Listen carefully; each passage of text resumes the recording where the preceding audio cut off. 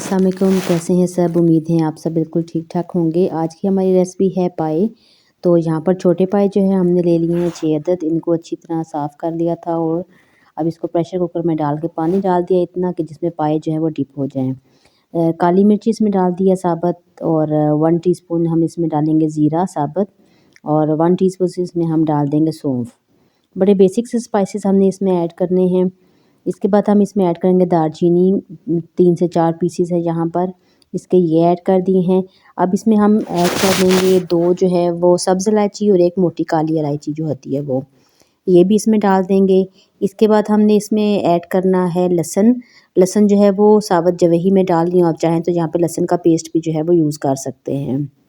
इसके बाद बिल्कुल 3 से 4 पिंचेस जो है वो हल्दी पाउडर हमने इसमें ऐड कर दिया है और एक छोटे साइज़ का प्याज था वो उसके जो है वो 4 पीस करके हम इसमें वो डाल देंगे। अब इसके बाद इसको एक दफ़ा अच्छी तरह जो है हम मिक्स कर लेते हैं और प्रेशर कुकर का ढक्कन लगाएंगे और इसको जो है वो तकरीबन हम 1.5 से पौने 2 घंटे या जितना देर आपको लग जाए इसको पाए अच्छी तरह गलाने में, उतनी देर हमने इसको जो है वो प्रेशर कुकर लगा देना है। अब एक कढ़ाई में हम डालेंगे कुकिंग ऑयल, तकरीबन ये हाफ़ कप कुकिंग ऑयल डाला है इसमें। एक मीडियम साइज़ का प्याज उसको हमने जो है वो कद्दूकश कर लिया था, इसको डाल के हम फ्राई करेंगे। प्याज को हमने इतना फ्राई करना है कि इसका कलर जो है वो लाइट सा गोल्डन हो जाए, क्योंकि अभी इसमें हमने लहसुन भी डालना है और लहसुन के बाद इसकी हमने फिर थोड़ी सी भुनाई करनी है। लहसुन जो है वो लहसुन अदरक का पेस्ट था वो हमने 1.5 टेबल स्पून इसमें ऐड किया। इसको अब अच्छी तरह हम भून लेंगे। स्पाइसेस हैं इसमें है नमक, काली मिर्च, इसके अलावा हल्दी पाउडर, ज़ीरा पाउडर और गरम मसाला और साथ में जो है सूखा धनिया का पाउडर। ठीक है, ये सारे स्पाइसेस इसमें डाल के अच्छी तरह हम इसकी भुनाई करेंगे। साथ साथ थोड़ा सा पानी ऐड करेंगे ताकि हमारा जो स्पाइसेस है वो जल ना जाए। बुनाई इसकी हमने बहुत अच्छी तरीके से कर लेनी है। इसके बाद हम जो है साथ में देख लेते हैं कि पाए हमारे गल चुके हैं या नहीं। तो पाए जहाँ पर हमारे गल चुके थे अब निकाल के हम अपने मसाले में डाल देते हैं और पाए जब हम मसाले में डालेंगे तो हमने इसकी अच्छी तरह से जो है वो भुनाई कर लेनी है। तो चलिए अब पाए जो है वो सारे हम इसमें ऐड कर लेते हैं।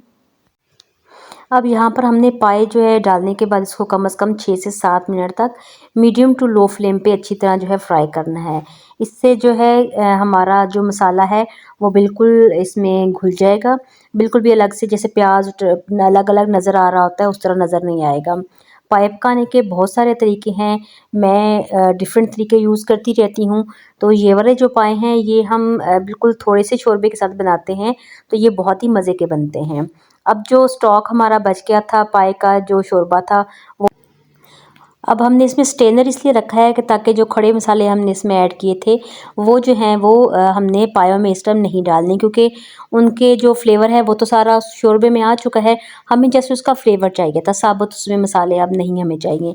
तो इसलिए हम अच्छी तरह इसको स्टेन कर लेंगे और स्टेन करने के बाद जो है हम मज़ीद जो है पाए इसके जो पायों का शोरबा था उसके साथ पायों को मज़ीद थोड़ी देर के लिए हमने अभी इसको पकाना है।